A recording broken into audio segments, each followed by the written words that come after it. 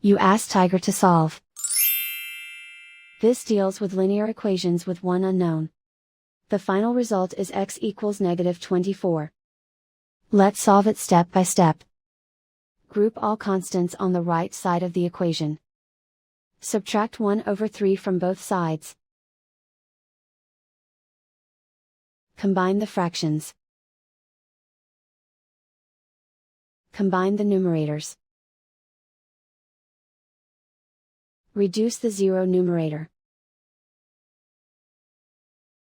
Simplify the arithmetic. Combine the fractions. Combine the numerators. Find the greatest common factor of the numerator and denominator. Factor out and cancel the greatest common factor. Isolate the x. Multiply both sides by 12. Group like terms.